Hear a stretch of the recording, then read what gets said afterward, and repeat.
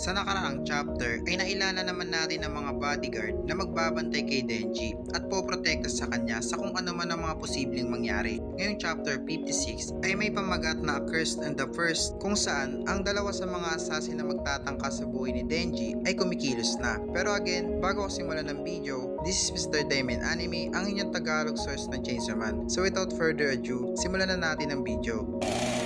Nagsimula ang chapter na to kung saan kumakain si Denji at Power sa isang Burger King restaurant at hindi gusto ni Power ang vegetable na nasa burger niya. Kaya gusto niya sanang ibigay ito kay Denji pero pinigilan nga siya ni Kusakabe dahil nga meron itong personality na masyado siyang precocious at si Hayakawa naman ay pinagsabihan din si Power. Kaya initake ito ni Power na para bang inuutusan siyang kainin ang vegetable na ayaw niyang kainin at hindi niya nga gustong inuutusan siya. Nung napansin ni Denji na pinagtutulungan nga dito si Power ay naisali na din siya at ipinakain ni Denji ang vegetable kay Power habang nakanganga ito. Nung nakita ni Denji ang nakakatawang ekspresyon ni Power ay tinawanan niya nga lang ito at nang nasusuka na nga dito si Power ay gusto niyang kainin ito ni Denji pero ayaw niya na nga maranasan pang kumain ng suka ng iba. Pero kung bibigyan daw siya neto ng 10,000 yen ay ibang usapan na daw yon. Sabay tinawanan na naman ni Denji si Power dahil nilunok nga neto ang suka niya na muntik nang lumabas. Kaya isinumpa ni Power na hindi na daw siya kakain ng vegetable kahit kailan. Makikita nga natin dito ang master ni Tolka na isa sa mga mag-assassinate kay Denji at nagawa nga nito makalapit sa target niya. Sa sumunod na pahina ay tumakbo nga si Power palabas ng restaurant kaya nag-usap-usap sila kung lalabas na lang din sila dito dahil mas maganda ang hindi sila naghihiwalay-hiwalay at sumang-ayon naman si Hayakawa sa kanilang suggestion kaya napagdesisyonan na nilang lumabas at makikita nga natin dito ang master ni Tolka na merong nilapag na pako sa lamesa at may bahid nga ito ng dugo kaya tinanong ni Tolka kung anong ginawa nito sa target nila. Kaya ipinaliwanag ng master ni Tolka na ginamit niya ang Cursed Devil sa target niya. At ang Cursed Devil na yon ay ang same devil na pinagkokontrataan ni Hayakawa. Pero pinagkaiba nga lang ay kailangan niya ng 4 na stab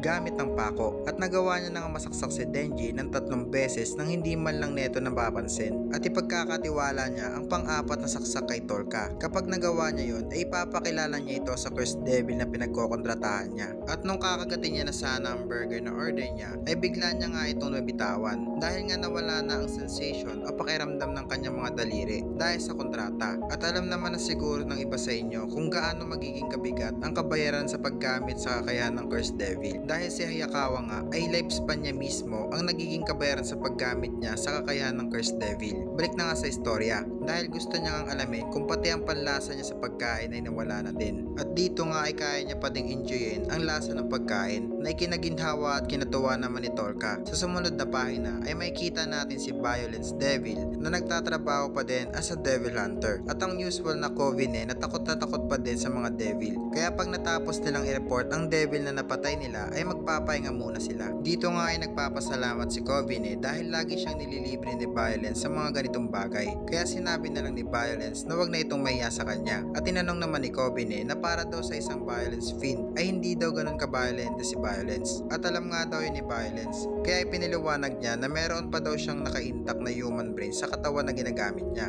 Which is sobrang rare nga daw dahil nagagawa niyang maalala ang mga iba't ibang event katulad ng school, place at chips na paborito niya pero hindi niya natatandaan kung paano siya namatay. At ang tanging naaalala niya na lang ay noong iniligtas siya ni Makima. Kaya kahit siya pa ang violent fiend ay mas gusto niya ang love and peace. Nang bigla naman dito dumating si Kurose at ipinaliwanag sa kanila na napatay raw si Subaru at Tendo habang sila ay papunta ng Kyoto. Kaya ipinapasabi niya ang pangyayari sa public safety headquarters. At nagtataka nga dito si Violence at nagpapanik naman si Covenant. Kaya galit na ipinaliwanag ni Kurose ang mga pangyayari para mas magmadali na ito. Pero alam naman natin na hindi na ito si Kurose dahil isa ito sa 3 magkakapatid na ng ambush kila Subaru sa chapter 55. Balik na nga eksena kay Denji at Power na nagrereklamo sa kanilang pagpapatrol hanggang 11 PM at narealize nga ni Denji na ginagamit lang sila bilang pain at hindi talaga sila nandito para protektahan siya. Kaya sinabi ni Hayakawa ang totoo pero may dahilan naman yun dahil mas invulnerable sila kaysa sa kanilang mga humans